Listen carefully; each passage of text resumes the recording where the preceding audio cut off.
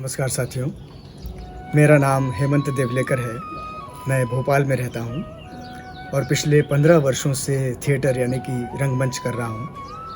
मैं फ़िलहाल देश के जाने-माने theatre group Vihaan drama works का सदस्य हूँ और अभिनय, गीत लेखन, संगीत रचना और कविताएँ लिखना इन सब में सक्रिय हूँ।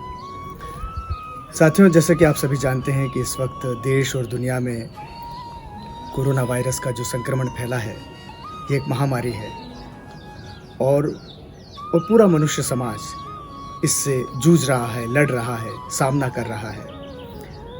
तो हम सभी उन स्वास्थ्य कर्मियों के प्रति अपना हार्दिक आभार व्यक्त करते हैं, जो अपने जान पर खेल कर सभी संक्रमितों की सेवा कर रहे हैं, उनका उपचार कर रहे हैं, उनकी देखभाल कर रहे हैं।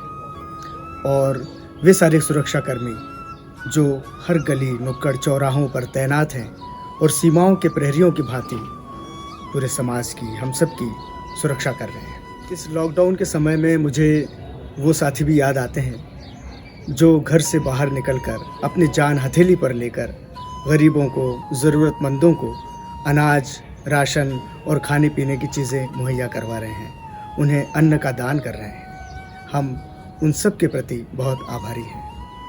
मैं इस वक्त आपके सामने 2 कविताएं प्रस्तुत करना चाहता हूं।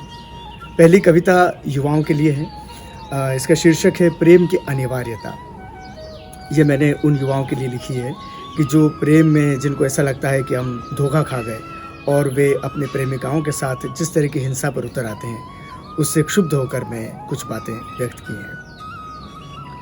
बहुत असंभव से आविष्कार किए प्रेम ने और अंततः हमें मनुष्य बनाया, लेकिन अस्वीकार की गहरी पीड़ा उस प्रेम के हर उपकार का ध्वंस करने पर तुली। दिया जिसने सब कुछ न्यौछावर कर देने का भोलापन, तर्क न करने की सहजता और रोने की मानवीय उपलब्धि।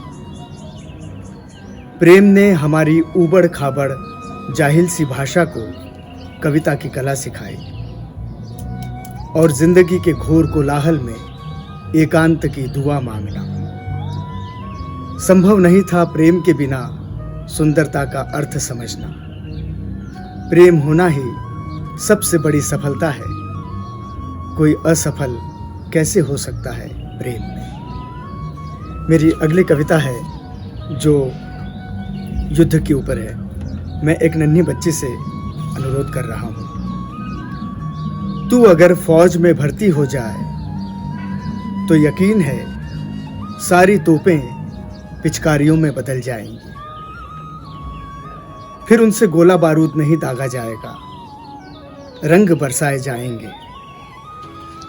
सरहदों के उस पार जहां गिरेंगे तेरे रंगीले गुब्बारे, खून खराबे की आदी हो चुकी धरती महसूस करेगी अपना नया जन्म होते हुए। अब तक के इतिहासों में दर्ज है, पड़ोसी मुल्कों के बीच अक्सर होती शांति वार्ताएं और शिखर सम्मेलन, और इन महज दिखावटी रस्मों के पीछे छुपा होता है युद्धों का निर्मम चेहरा अक्सर। अब जो इतिहास बने उसमें ऐसे हुक्मरान हों जो सरहदों के पार की जनता को भी अपनी आवाम समझे। तू अगर फौज में भर्ती हो जाए तो यकीन है सीमाओं पर लगी कंटीले तारों की बाड़ काट दी जाएगी और खोल दी जाएंगी तमाम सरहदें। तब ये पृथ्वी तब्दील हो चुकी होगी एक घर, एक आंगन में। मैं फिर से आप सभी से ये विनम्र गुजारिश करूंगा कि कोविड-19 की बीमारी से बचने के लिए जितने भी सावधानियां हैं उन सब को निभाने की हम पूरी कोशिश करें और आप सभी के स्वस्थ रहने की शुभकामनाएं।